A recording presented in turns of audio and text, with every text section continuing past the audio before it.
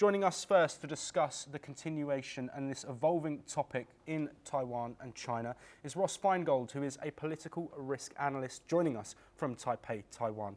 Ross, thank you very much for your time and for joining us.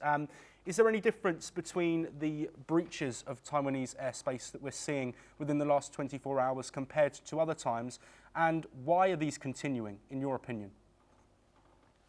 Not really. We've seen this many times before, frequently, and China will fly its aircraft or sail its ships within Taiwan's airspace or waters, and they do so quite frequently. And sometimes it's in response to something the Taiwan government does that China dislikes, such as welcome a high-profile American guest, or when Taiwan's leader transits the United States. And other times it's just simply to test the ability of the Taiwan military, the Air Force, the Navy, to respond. And the important thing to keep in mind when China does this is it puts enormous pressure, and I really can't emphasize that enough. It puts enormous pressure on the Taiwan military to respond because they have to fly their own planes and set their own ships out to sea to respond and make a show of force to the Chinese side. And this puts a big strain on the personnel in Taiwan. It puts a big strain on the equipment, and it puts a big strain on the budget. And it's a huge amount of pressure that China is able to put on Taiwan with these types of military exercises that occur so frequently. China has a much larger military. They have a far larger number of aircraft, a far larger number of ships, and they have a far larger budget. And they could put this pressure on Taiwan whenever they want to, and it puts the Taiwan military in a very difficult position. Yes, and looking at potential reasons why there has been this show of force within recent days, there have been reports that Taiwan is looking to secure a weapons deal with the US in order to potentially gain favour with Donald Trump. Do you think this is something that China's looking at as a threat? And do you think that relationship with the US and Taiwan is also a threat to China? China knows that the United States is going to continue to sell weapons to Taiwan. There's absolutely nothing new in the United States doing that. In fact, there's a domestic U.S. law that obligates the United States government to sell weapons to Taiwan to help Taiwan with its self-defense. Obviously, China doesn't like it, and they will respond as they see fit at their own discretion when they feel like it. And the recent incursions might be in response to the U.S. military, the potential for military weapon sales to Taiwan. It could be in response to the United States Department of State changing a website that described the relationship with Taiwan, and it was changed in a way that China frankly doesn't like. They've publicly opposed the change that the State Department under new Secretary of State Marco Rubio made to describe the bilateral Taiwan-U.S. relationship. So China has a number of reasons why they might respond this way.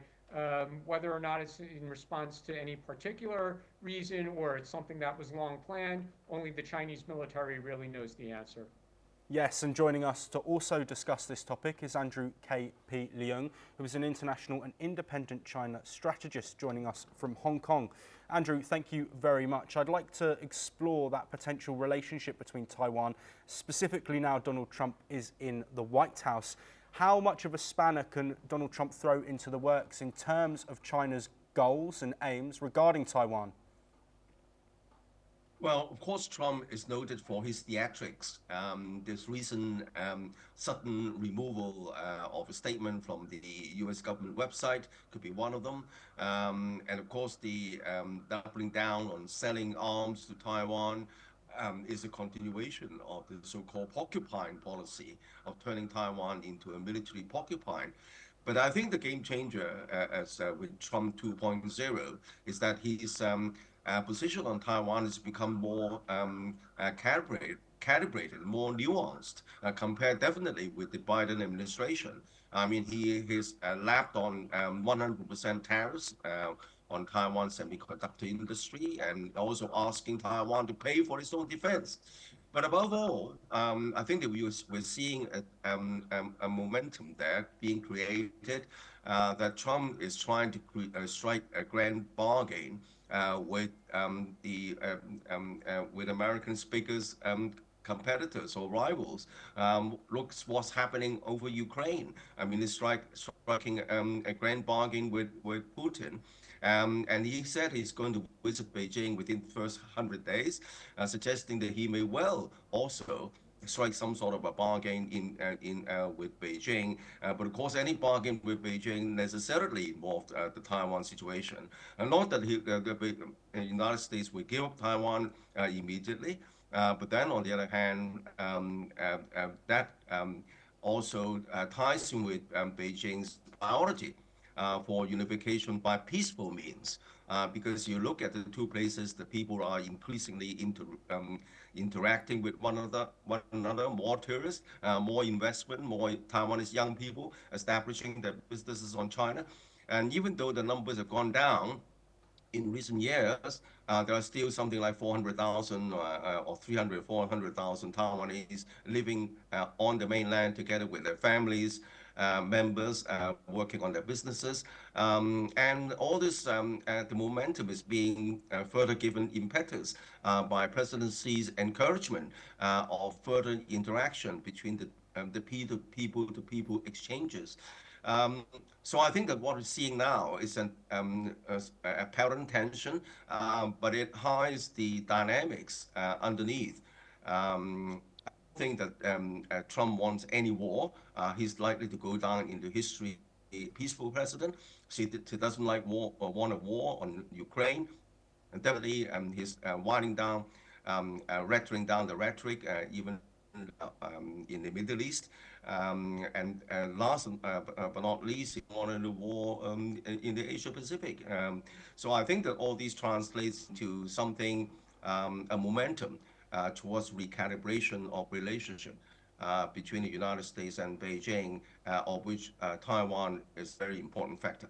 Yes, Andrew, very quickly before we do move on, is this situation between the Chinese plane and the Philippines plane just a coincidence and an error, or is there something else at play here? Well, I think that the Philippines wants to be seen to defend its own sovereignty and also territory, even though territory is in dispute with Beijing. I think that this is a continuation of that, but I think in the scheme of things, it features not terribly significantly in Beijing's calculation, nor for Trump's calculation. Even though the president is encouraging closer cooperation, for example, with the Hawk Australian, United States and Australia on this submarine countermeasures against Beijing, and also promoting cooperation between South Korea and Japan. But I think that these are relatively not overriding considerations. The overriding consideration is Trump wants to have a grand bargain or gains to make America great again while maintaining peace. Yes, Andrew, thank you very much for your time.